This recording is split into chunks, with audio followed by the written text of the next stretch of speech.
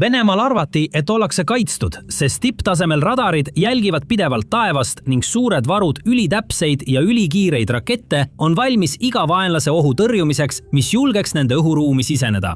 See oli vale. Pärast aastaid kestnud rasket tööd ja sihipäraseid pingutusi on Ukraina Kremlile kuuluva õhukaitsevõrgu puruks rebinud. Sihtmärgistatud rünnakud on avanud lünki ja läbipääse, mille kaudu droonid ja raketid saavad lennata ning võtnud Vene varadelt ja taristult kaitsekilbid. Kunagi tugevalt kaitstud objektid on nüüd haavatavad ja paljastatud. Kogu riigi territooriumil plahvatavad ja süttivad Ukraina relvade tõttu erinevad asukohad. Ja mida nõrgemaks muutub Venemaa õhutõrje, seda laastavamaks muutuvad Ukraina löögid, paisates Venemaa presidendi Vladimir Putini üha sügavamasse ja sünkemasse auku, kus ta ei pruugi kunagi välja pääseda. Selle etapi saavutamine on võtnud kaua aega. Ukraina hakkas Venemaa õhutõrjet sihikule võtma juba 2022 aastal, sõja esimesel aastal, kuid neil oli raske selliseid rünnakuid regulaarselt ja piisavalt sageli planeerida ning ellu viia, sest nad olid liiga hõivatud oma rindalade kaitsmise ja Venemaa lakkamatu agressiooni tõrjumisega. Kuid aastate möödudes hakkas sõja esialgne intensiivsus veidi vaibuma ja Ukraina sai jalad alla. Selle riigisisene kaitsetööstus paranes, ettevõtted kavandasid ja arendasid üha laiemat ja hävitavamat droonide ja rakettide valikut. Ka nende strateegiad paranesid, Kiievi komandöörid leidsid pidevalt viise, kuidas oma vaenlasi üle kavaldada ja neid ootamatult tabada. Nii hakkasid aastate möödudes aeglaselt, kuid kindlalt ilmuma teated üha sagedasematest rünnakutest Vene õhutõrjevaradele, nagu radarisüsteemid ja rakettide laskeseadmed, mille väärtus ulatus mõnikord miljonite või isegi miljardite dollariteni. Alguses olid need rünnakud olulised ja mõjusad, kuid pikas perspektiivis ei omanud need tingimata suurt tähtsust, sest Venemaal oli rohkelt õhutõrjevahendeid ning nad said kaotatud või kahjustatud süsteemid hõlpsasti teistega asendada. Kuid aja möödudes ja kaotuste kuhjudes hakkasid Venemaa varud vähenema ning selle komandörid seisid silmitsi üha keerulisemate probleemidega, sest kogu riigi ulatuses tekkis järjest rohkem pimedaid tsoone ja kaitselünki. Ukraina seevastu jätkas intensiivsuse tõstmist, korraldades igal aastal üha rohkem rünnakuid. Näiteks 2025 aasta oli Ukraina jaoks rekordaasta Vene õhutõrje kahjustamise ja hävitamise osas. Peamiselt pika tegevusraadiusega droonidele toetudes suutsid Ukraina relvajõud tekitada vaenlase varale hinnanguliselt 4 miljardi dollari ulatuses kahju. Hävitati selliseid objekte nagu logistikasõlmed, ravarijaamad ja õhutõrjepatareid. Mitte ainult rindepiirkondades ja okupeeritud aladel, vaid ka Venemaa sügavates piirkondades sadade miilide kaugusel aktiivsest lahingutsoonist. 2026 aasta alguses avaldatud avalduses võttis Ukraina julgeolekuteenistus nende rünnakute mõju kokku, kirjutades: Need operatsioonid avaldasid süsteemset mõju. Need avasid koridorid läbi Venemaa mitmekihilise õhukaitsesüsteemi ja võimaldasid Ukraina kaugmaadroonidel ohutult tungida sügavale vaenlase territooriumile, rünnates sõjaväebaase, laskemoonaladusid, lennuvälju ja teisi strateegilisi sihtmärke. Ja kui 2025 aasta lõppes, ei vähendanud Ukraina survet. See kasutas oma eelisseisu ära. 2026 aasta esimestel kuudel viis Ukraina läbi 10 uusi laastavaid rünnakuid Venemaa õhukaitse vastu, halvates veelgi riigi võimet end kaitsta ja õõnestades Kremli väiteid oma niinimetatud maailma juhtivatest kaitsesüsteemidest. Näiteks jaanuaris hävitati 9 S-32 M1 radar, mis on osa Venemaa S-300V õhukaitsesüsteemist. Jaanuaris ründasid Ukraina väed ka Pustinjari riikliku keskset relvaliikide vahelist raketikatsepolügooni Venemaa Astrahani oblastis, kus kinnitati kahjustused rajatisele, kus ballistilisi rakette monteeriti, hooldati ja testiti. Märtsis tähistas Ukraina veelgi edukamaid lööke õhukaitsevahenditele, nagu Venemaa S-400 Triumf mobiilne laskeseade ja Buk M3 õhukaitsesüsteem.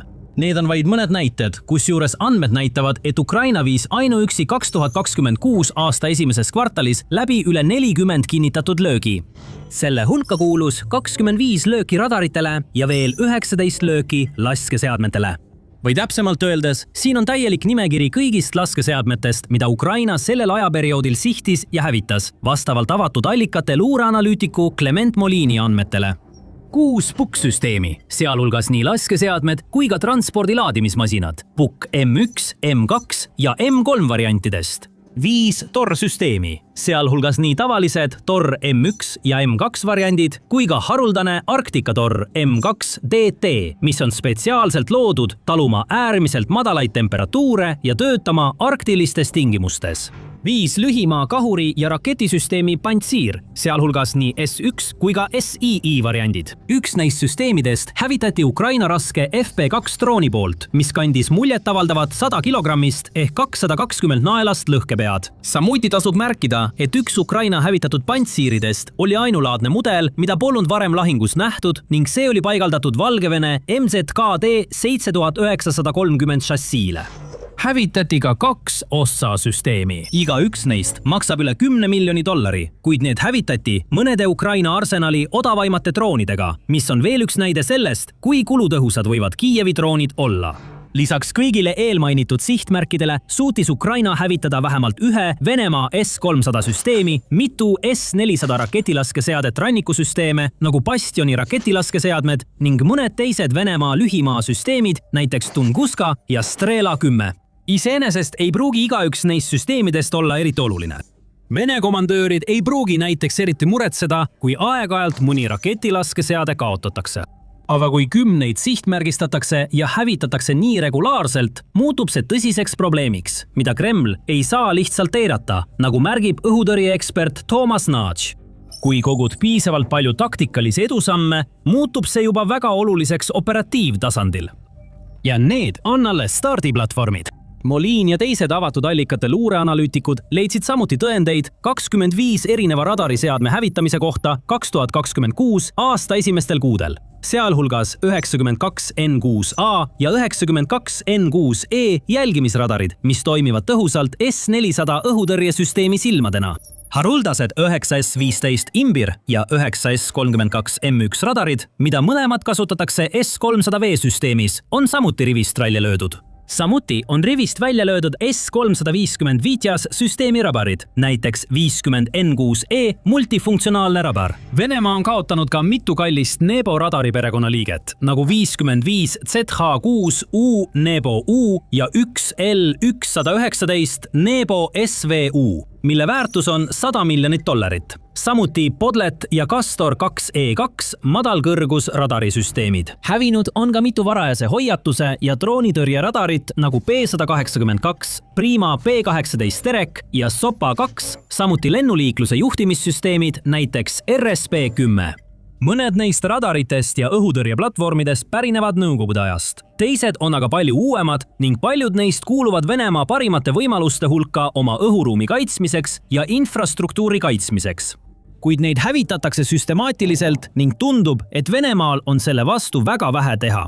Vaatamata kogu Kremlini propagandale ja hooplevatele väidetele selliste süsteemide kohta nagu S-400 ja Pukk M3 ei tundu ükski neist platvormidest olevat piisavalt usaldusväärne ega vastupidav, et taluda Ukraina droonirünnakuid. Ja mida rohkem Ukraina neid hävitab, seda suuremaks muutub tema eelis. Nudge kirjeldab seda kui omamoodi Šveitsi juustuefekti, öeldes, sul on väga tihke juust, aga sees on augud. Just selline näeb praegu välja Vene õhutõrjesüsteem. On ilmne, et ukrainlased tahavad, et need augud muutuksid järjest suuremaks.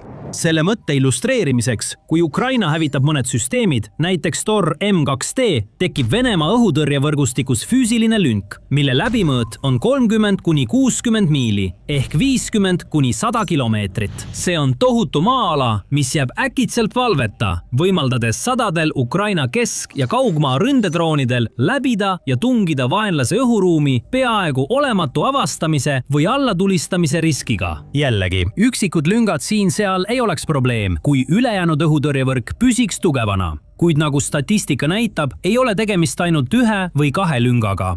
Ukraina lööb iga mööduva kuuga Vene võrgustiku 10 auke. Ja kui nad suudavad seda tempot hoida või isegi suurendada, on tagajärjed laastavad, nagu Nai märgib. Kui ukrainlased suudavad tõesti iga kuu rünnata ja tõsiselt kahjustada 40 süsteemi, siis see on tohutu. Venelastel pole sellele probleemile lahendust, sest see teeb juba 500 aastas ja see on väga suur arv. Ükski riik ei suuda sellega toime tulla. Ja Venemaal on juba praegu äärmiselt raske toime tulla. Nad kasutavad meeleheitlikke meetmeid, et oma kaitses auke lappida. Aga kiire kõrvalmärkus, kui selline analüüs sind huvitab, siis kindlasti telli The Military Show. Me teeme selliseid ülevaateid igal nädalal. Varem sõja alguses polnud Venemaa jaoks õhutõrjesüsteemi kaotus suur probleem. Varudes oli piisavalt süsteeme, mida sai välja tuua ja kahjustatud süsteemid asendada. Tänapäeval on olukord hoopis teine. Kuna Kremlil on järjest vähem ressursse kasutada, ei suuda ta enam kaitsta kõiki soovitud piirkondi ning peab nüüd seadma prioriteediks kõige olulisemad kohad ja ohverdama teatud piirkonnad, kui ta oma kaitsevahendeid ümber paigutab. Riik on sattunud Ukraina rünnakute tõttu nii tugeva surve alla. On teatatud, et Venemaa on viinud mitu Kasta 2E2 madallennuradarit ära oma piirilt Soomega, mis on NATO riik, et täita mõningaid lünki Ukraina rindele lähemal. Isegi Vene ametnikud on olnud sunnitud tunnistama, et riigi õhutõrje ei ole enam piisav kogu riigi kaitsmiseks. Riigiduuma saadik Andrei Guriljov ütles seda. Venemaa ei suuda tagada pidevat kaitsekilpi, vaid peab selle asemel piiratud ressursid suunama suurimate linnade ja kõige olulisema kriitilise taristu kaitsmiseks. See tähendab, et teatud piirkonnad on nüüd täielikult kaitseta ning Ukraina valmistub seda täielikult ära kasutama. Ukraina valmistub oma õhuvõimekuse tohututeks uuendusteks, näiteks 4++ põlvkonna Mirage 2005 hävitaja saabumiseks Prantsusmaalt. Varustatud kaasaegse avioonikatehnoloogiaga on neil hävitajatel 98% edukuse määr Venemaa tiibrakettide ja Shahedi ründedroonide tõrjumisel. Need suudavad vaenlase varale ulatuslikku kahju tekitada ka tänu pardal olevatele AASM Hammer-tüüpi juhitavatele pommidele või Storm Shadow rakettidele. Ukraina õhujõududele oodatakse peagi lisanduvad ka Rootsi JAS-39 Gripen ülehelikiirusega mitmeotstarbeline hävituslennuk. Gripen on erakordselt paindlik hävitaja, mis suudab õhku tõusta lühikestelt lennuradadelt ning seda saab tankida ja relvastada ümber vaid 15 minutiga, võimaldades kiiresti uuesti õhku tõusta ja järjestikuseid operatsioone läbi viia minimaalse seisakuga. Ründevõimekuse poolest suudab Gripen kanda Meteor-rakette, mille maksimaalne laskekaugus on kuni 200 kilomeetrit ehk 125 miili. See peaks olema väga kasulik Venemaa enda lennukite rindel eemale tõrjumisel ning avama veelgi rohkem võimalusi tulevasteks Ukraina süvalöökideks. Mida rohkem suudab Ukraina täna Venemaa õhutõrjele kahju teha, seda mõjusamad on sellised lennukid homme. Kuid Ukraina ei jää ootama.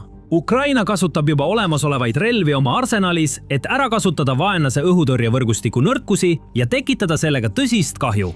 2026 aasta esimese kvartali jooksul on kinnitatud teateid laastavatest süvalöökidest paljudele Venemaa sõjatehastele, baasidele ja laskemoonaladudele. Näiteks jaanuaris ründas Ukraina üht Venemaa suurimat laskemoonaladu, mis asub üle 550 miili ehk 900 kilomeetri kaugusel Ukraina piirist Kostromaa piirkonnas. Seel, mitte kaugel Neia linnast, sihtisid Ukraina droonid 100. Grau arsenali ning satelliidipildid näitasid järgnenud tundide ja päevade jooksul objektil armukaid aktiivseid tulekahjusid ja plahvatusjälgi.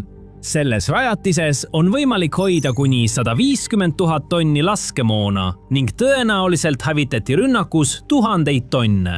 Veebruaris ründas Ukraina taas, seekord sihtmärgiks Vodkinski tehas.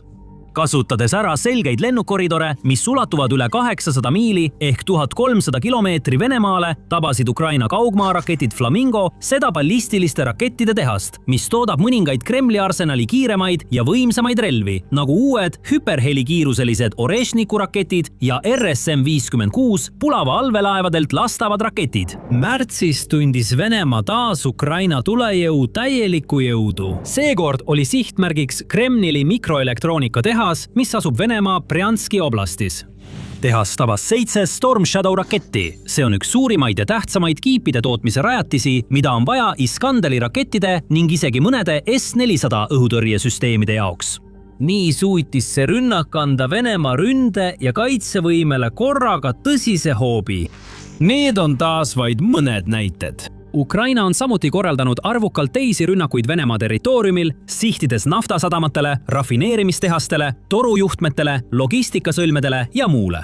Kõik need rünnakud kogunevad ning eriti oluline on see, et Ukraina jätkab nii aktiivselt Venemaa kaitsevõime nõrgestamist.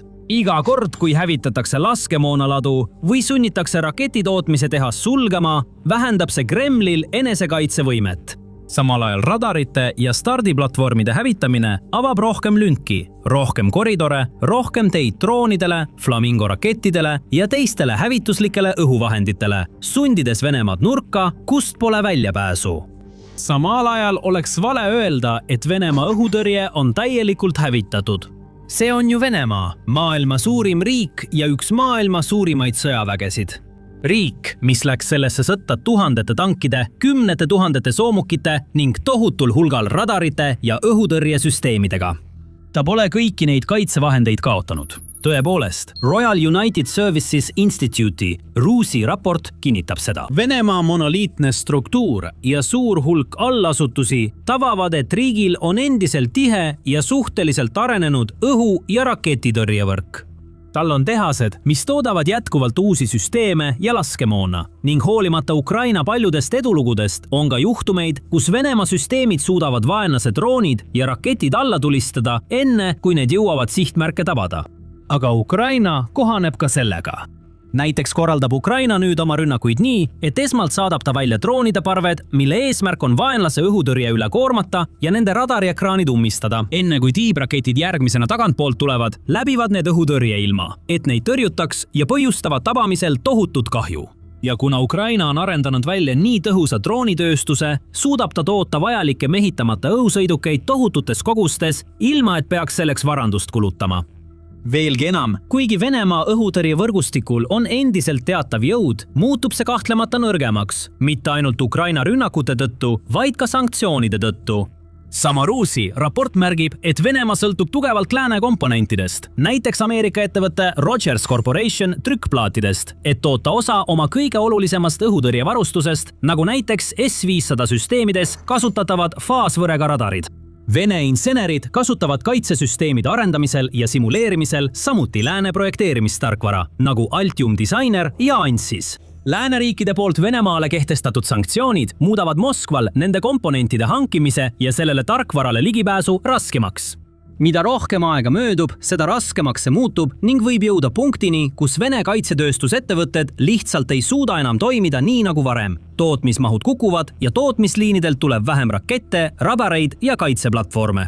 Samal ajal näib Ukraina olevat täielikult valmis, suuteline ja innukas oma eeliseid maksimaalselt ära kasutama, andmata venelastele hetkekski hingetõmbeaega. Nad tõstavad pidevalt panuseid. Ja kui Ukraina suudab seda tempot hoida või isegi suurendada oma rünnakute sagedust vaenlase õhutõrje vastu, siis pole Venemaal mingit võimalust sammu pidada. Pikas perspektiivis tähendab see, et Ukraina suudab jätkuvalt tuua sõja Venemaa territooriumile, kusjuures riigi kaitsetööstuse ettevõtted kannatavad kõige rohkem. Ja ka tavalised Vene inimesed tunnevad survet, kui droonid ja raketid lendavad nende peade kohal, hävitades riigi sõjalist ja naftataristut tükkhaaval. Ja kuna neil on vähem kaitsevahendeid, et kaitsta oma kõige väärtuslikumaid varasid ja asukohti, peavad Kremli komandörid otsustama, milliseid kohti kaitsta ja millised lihtsalt maha jätta. Nüüd saate sellest videost rohkem teada, kuidas Venemaa kannatab. See käsitleb, kuidas Ukraina hiljutised rünnakud on hävitanud riigi naftatööstuse, pühkides ühe nädalaga minema aastakümnete pikkuse Putini töö. Või vaadake seda videot, et saada hirmutav ülevaade Vene sõduri elu karmist tegelikkusest. See uurib, kuidas Kremli truud väed saavad sageli oma enda ülemate käest julma kohtlemise osaliseks või saadetakse enesetapelikele rünnakutele ilma vajaliku väljaõppe, varustuse või soomuseta, et ellu jääda. Ja lõpuks kindlasti telli ka The Military Show, et näha rohkem selliseid videoid.